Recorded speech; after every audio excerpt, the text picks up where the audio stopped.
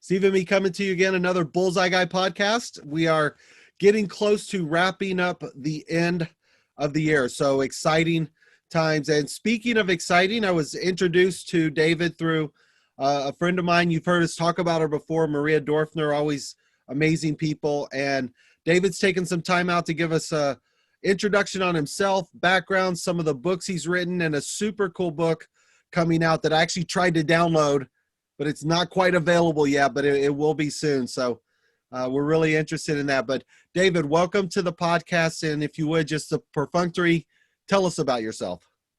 Well, Stephen, I started as a lawyer in the entertainment industry and somehow segued into news production. So I had the opportunity to work at Fox News, MSNBC, some of the local stations here in New York, and then went and got a master's in intellectual property law, came back to the workforce, corporate America, back to MSNBC, and somewhere in the middle of all of that, I was able to write 4 books. The 5th one will come out next fall. The one you're alluding to will come out in May. Okay. And so what was your transitional interest from attorney to news? And news is a broad news is almost as broad a category as saying attorney. There's so many specializations, but what was the transitional interest and what did you do on the news side? Well, I had a friend who I was talking to one night, and I said, gee, I don't really like what I'm doing. At that time, I was crunching ratings numbers for Nielsen. I did a career switch. Nielsen ratings numbers for Aaron Spelling's company, rather. Okay. So Beverly Hills 90210 was on the air, Melrose Place. It was a very exciting time. But I didn't sense a lot of room for growth. And I had a friend, he said, look, I just started at Fox News. Why don't you come in and take a writing test? And then I became a researcher and a writer and producer. It was really just one of those serendipitous moments that you don't plan for. It was a matter of fact conversation. It was off the cuff. It was just, hey, what are you up to? What are you doing? And I've gotten 2 jobs through conversations like that. Wow. And this, my guess is, and this isn't to date us historically on time, but if you worked at Fox and MSNBC, my guess is this was a little while ago when they still played nice together.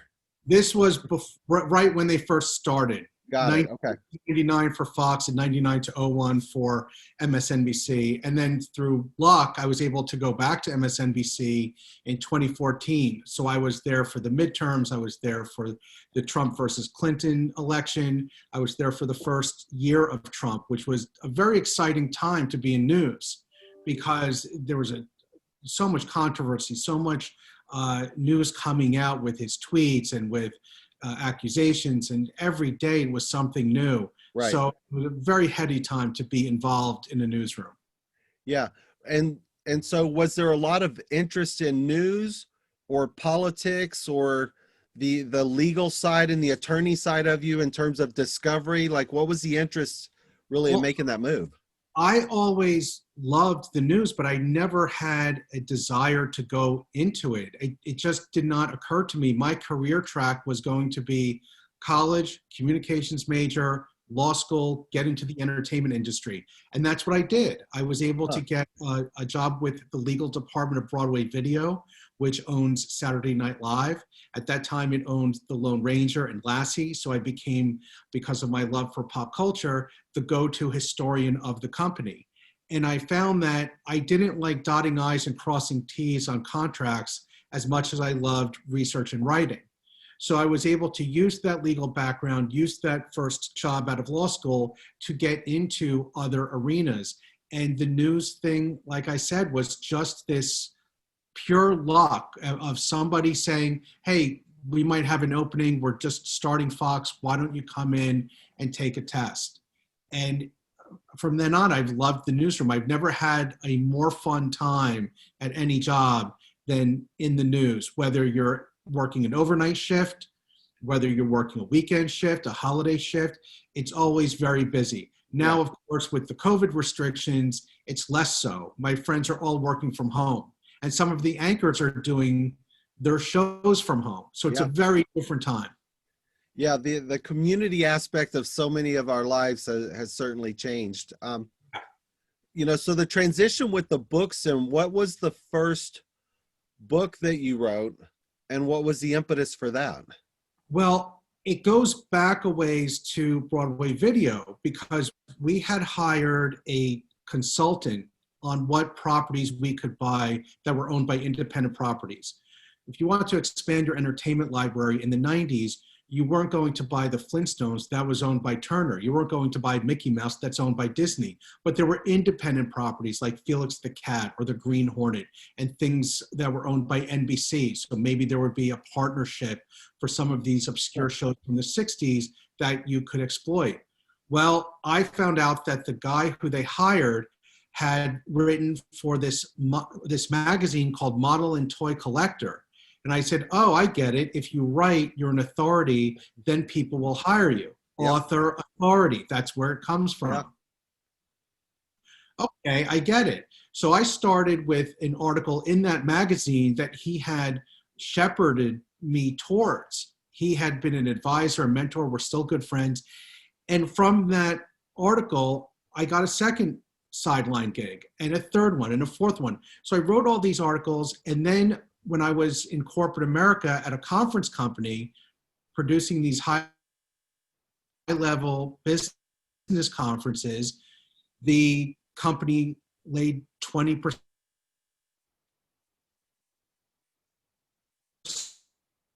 of us off. Companies are imploding. And I looked around, I said, maybe this would be a good time to do what everybody has said I should be doing and write a book. So I took an online class at Media Bistro, a continuing education company, a nonfiction book proposal. You have to write an elaborate proposal to get an agent, to get a publisher. And the first idea did not fly. I couldn't get an agent. The second idea was about the Brooklyn Dodgers, and that's the book that I wrote, Our Bums, the Brooklyn Dodgers in History, Memory, and Popular Culture.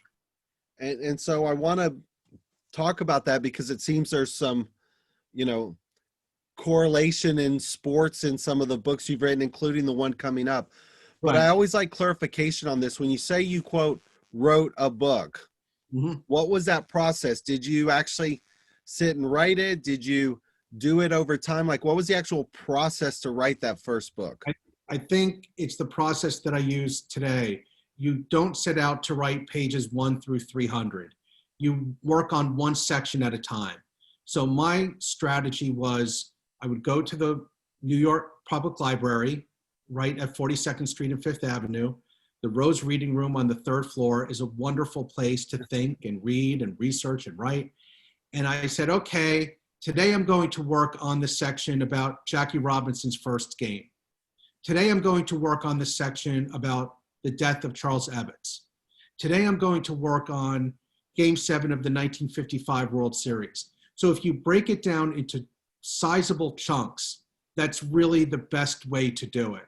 Because if you go in and you say, I'm going to write as fast as I can, as much as I can, for me personally, that's a recipe for disaster. Yeah. I think working on an outline and working on these little bits and then stringing them together, that's really the focus. Okay. And then what was the first book about, and what was the interest in sports that kind of led to that first subject? There was a case that I had read about in law school involving a bar and restaurant called the Brooklyn Dodger. And I always liked that case because it was purely David and Goliath. Major League Baseball and the Los Angeles Dodgers didn't like that. So they sued, and this small bar got a small law firm to represent it. Excuse me. And lo and behold, the judge ruled in their favor. There's a concept in trademark law called basically use in commerce. Yeah. You have to use it. Yeah, you can't afford a trademark. And the judge said, you left the city 30 years ago. You haven't really used the mark Brooklyn Dodgers to any great extent, certainly not in bars and restaurants. So you're not involved in that area of industry. You're not involved in that area of commerce. So Yep. there's no likelihood of confusion. They win. And I always loved that case, Stephen. I really loved it. And I wrote an article for the New York Bar Association's Entertainment, Arts, and Sports Law Journal about it.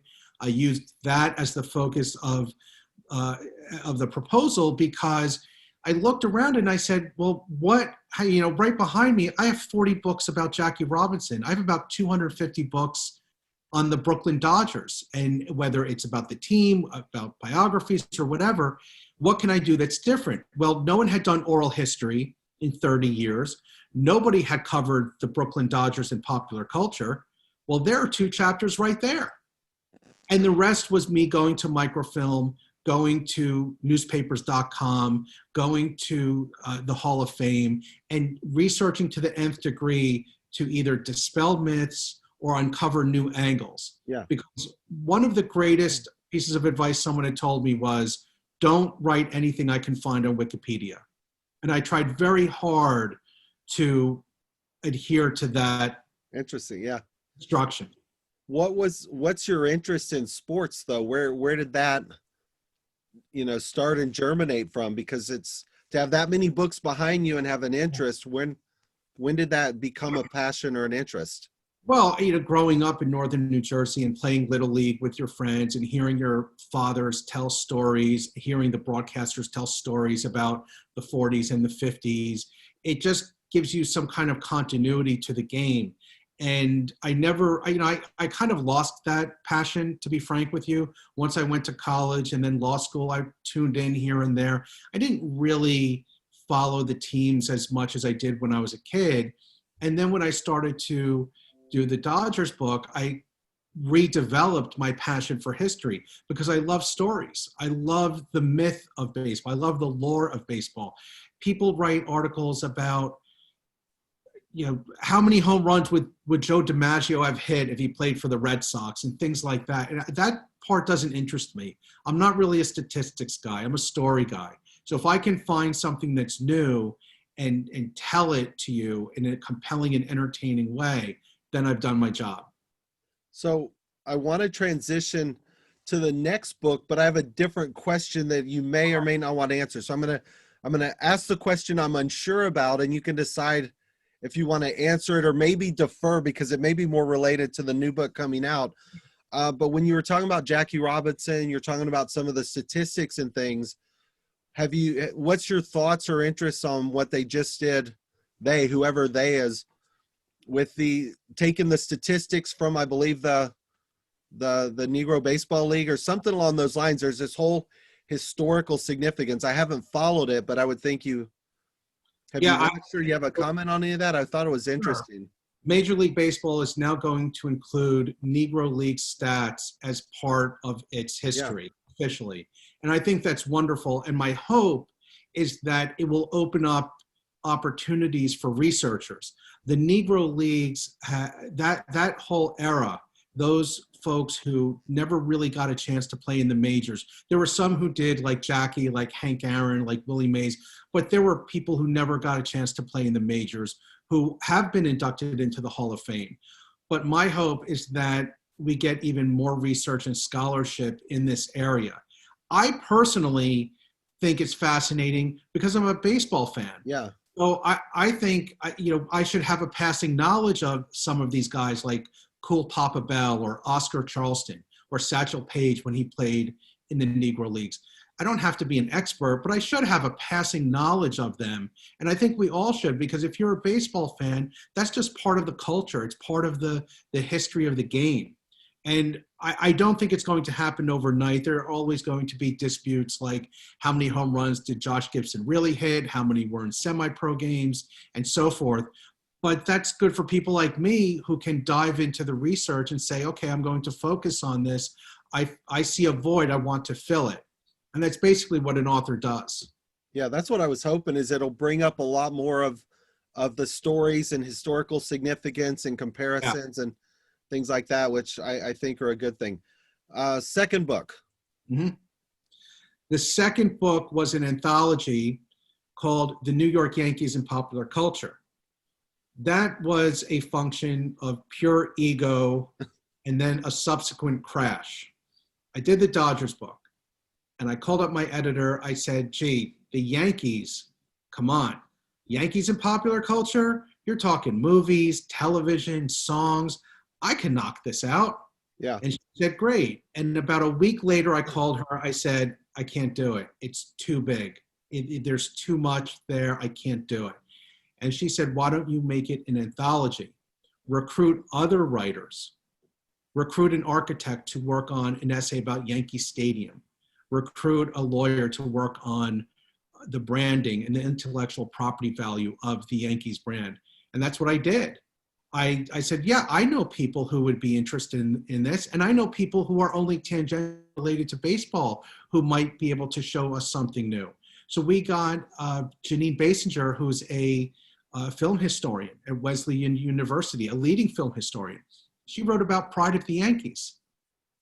I said, I don't need a baseball article. I need an article or an essay about a movie about baseball, about one of the greatest movies about baseball. That's what I need. Yeah. So we were able to put together a really good mixture. My essay was about George Costanza and the Yankees. Okay. And I called it Of Calzones and Costanza, reckoning that that episode where he has to run around the Bronx and get calzones for Steinbrenner, because I'm a big fan of Seinfeld. Yeah. And I said, no one's going to want to do that one. I'll do that one. And you picked that episode over the cotton jerseys? My favorite episode of Seinfeld is when George hides under the desk. Yeah, that's a good one too. That is my all-time favorite. And I think Steinberg has the kids coming in and running around and they think there's a bomb. Yeah. Yeah. Unfortunately, we remember some of those. Those are great series. So second one, let's get to the third one, and that'll give us time for the fourth one, which I'm, really want to spend time on as well. Right. So the third one is the New York Mets in popular culture. When I talked to my editor, she said, well, what about a Red Sox book? What about a Cubs book? I said, well, I can't do a Yankees book and not do a Mets book, especially a Mets fan. Yeah. So that was a pleasure because I got a chance to learn through the contributors things I had never even considered. There was a guy named Jermaine King, who's a professor at Johnson C. Smith University. He pitched me a topic, Steve, that was so out of my knowledge that I said, oh, I got to have it. He wanted to write about the Mets and hip hop. Okay. I said, no, the Yankees and hip hop, Jay-Z. And he said, well, give me a chance and I will prove to you there's as strong a connection, if not stronger, between the Mets and hip hop than the Yankees and hip hop. And he did. And he did. And we have an article about the concerts at Shea Stadium, Rheingold beer. So we really expanded the universe just besides the 69 Mets or the 86 Mets. We really have it's a more diverse offering than the Yankees book, which is what I was going for. And my essays are about Sports Phone, which people might remember from the 70s and 80s, and The West Wing. There were two characters on The West Wing, Josh and Toby. Josh was a Mets fan, Toby was a Yankees fan, and I deconstruct their personas and talk about certain characteristics that make them typical Mets fan and a typical Yankees fan. Wow. Very cool. I'm just realizing I'm back in Kansas City. I'll share this with my dad. My dad played baseball in '69. He was in high school. Right. And they did state championship and played in college, got drafted, but hurt his shoulder, but was actually inducted recently into the Hall of Fame for the Missouri Hall of Fame. Their Oak Park team was inducted. Their college team was inducted. So, I don't know how. Yeah, he was a baseball player. I don't know how much of a fan he is still. He's more into golf, but it'll be fun to share this with him. So, and then the last one, as I said, I actually went, I was all excited, was going to download, read it, and then I was like, oh, it's not coming out yet, but this will give us a good chance to talk about it because that one to me, look, the other three sound interesting. This one sounds pretty fascinating too. Sure. The fourth one is called 1962, Baseball in America in the Time of JFK. Yeah. And that book was born in a Media Bistro writing workshop. I had started to take these classes in person in New York, and the Dodgers book was born in that workshop. And I returned because I had several ideas and it was a great learning experience. So I proposed this idea as 1962, the Mets and the Colt 45s. And that team was later redubbed the Astros.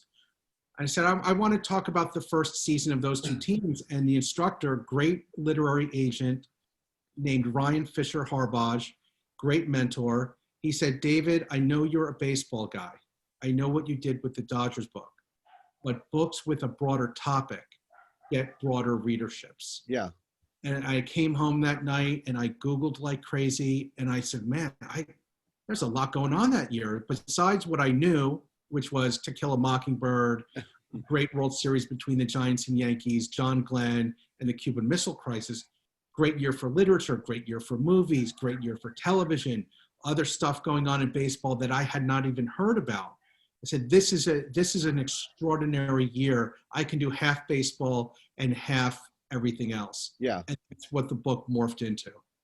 And so the sports side is there, but then the political side as well, because that's what you started integrating in, and sports influences culture, culture influences politics, politics influences culture. So talk to me, if you would, David, about not only the book and what the inflection influences were there, but I think we have some of the similarly interesting things that they aren't the same big parallels, but there's interesting things going on now between politics, sports, COVID, which has a massive, it's a global thing. But where's the convergence of what you saw between politics and sports on the book, and where are the influences, over history with that?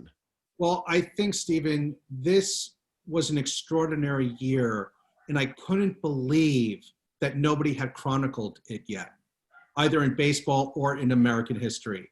I've seen books about 1939, 1944, 69, 68, 67, 76. But the theme of this book, Stephen, is progress. This is when everything turned. This is when Kennedy said, we're going to land a man on the moon by the end of the 60s and return him safely. This is when John Glenn orbited the Earth, first astronaut to do that. We had 3 Mercury missions that year. We had Scott Carpenter and Wally Schirra, who also went up and orbited. But John Glenn was the first NASA astronaut to go around in orbit. We had so many different things going on with the Mets and how they came to be, and the Colt 45s, how Houston elevated to be a major league metropolis. And there was a lot of politics going on in Houston. Yeah. It's a small town. There were power brokers. They had to prove that they were able to financially back a major league franchise. They had to prove the demographics were there. They had to prove the income and the revenue would be there. They had to figure out, will we get a new stadium? So there was a lot of politics and business going on in Houston. And then elsewhere, if you think about progress in terms of what was on television, there was a scene in The Defenders, or an episode rather, that focused on abortion that no advertisers wanted to touch. And this is covered in an episode of Mad Men, actually, that landmark episode. Yeah. You have things that were going on that I was never exposed to, because as a child of the 70s and 80s, I was just talking about this with someone last night, I was growing up in a time when reruns were really becoming popular, and anything I knew about the 60s I learned through reruns of sitcoms. Gilligan's Island, Green Acres, Hogan's Heroes, Bewitched. Yeah. This is what you watched when you stayed home sick from school. This is what you watched when you came home from school. Well, they were all sitcoms. And I'm thinking, oh, this is what kids my age watched in 1966. I wasn't exposed to Naked City, Route 66, The Defenders. The first episode of Route 66 in 1962 involves a white supremacist. That has a tremendous connection to things that go on today. And I have people coming up to me, Stephen, or friends calling. They're saying, hey, Dave, great that you got an Amazon page for the book. Can't wait till it comes out in the spring. Last year of innocence, right? Right before Kennedy got killed. That was like the last year of innocence for America. I'm saying, what are you talking about? What are you talking? The Korean War happened years before that. We're in a Cold War with Russia. We almost went to a nuclear war, until Kennedy stared them down. Yeah. And you tell them about this white supremacist episode of Route 66, where the setting is Boston, and they're amazed. They're as amazed as I was when I first found out. Yeah. And then when I bought the DVDs and I watched it, I said, man, the production values on this are really high, number one. And number two, this is some really chancy subject matter. Really, really brave for the producers to do it. Wow. And so the book comes out, I think, March, April, May? May 1st is what I'm told. Yeah, May 1st. It's on Amazon, which is cool. I saw it, so I put it in my queue for future. Here's one of my last questions is, if you were to write your next book, Okay. looking at where we are today, Right. what would the book be titled? Oh, gosh. What do you think it would be about? And what would be the outcome 4 or 5 years from now? Like, if you were to write one, what would the title be about where we are now? Well, I would love to do some more research on presidents. Unfortunately, I can't get to a presidential library because of the COVID restrictions. Yeah. I think there's a lot to be done about JFK in sports. You know, you mentioned sports and culture before. There's a lot to be done just about presidents in sports. I know there's a guy named Kurt Smith who wrote about the presidents and the national pastime. Wonderful book. Kurt's a great writer, great researcher. And because of where we are, because of the focus of the country, I mean, you have people talking to strangers before the COVID hit, strangers at restaurants talking to each other about what Trump did, what Trump tweeted. It elevated the discussion of a president, good, bad, or indifferent, to a new level. We weren't having these conversations about the White House before. So I think there might be a newfound interest in politics and presidential history going forward. Yeah, I think it'll be interesting between politics, sports, culture, and then, you know, your greatest strength is your greatest weakness. As much as we love the press, Mm-hmm. you know, the press has its own fallacies. Social media, there's a lot of things that I think for 2020, when we look back historically and write on, you know, will be interesting. With writing about sports, are you actually a sports fan also? Yes, but I try to drown out the noise because I just want to focus on the game. I just want to focus on what's going on the field. And there's so much controversy that comes up. Some is substantive, some isn't. And I'm really just interested in the game aspect. And, you know, there's a lot of commentary that people try to pass off as journalism, and it's not. Sports radio is interesting to tune into if you have the right hosts. Same thing with tuning in on television or following Twitter. But it seems like the game was a lot simpler before we got the internet. It seemed like the discussions were more substantive.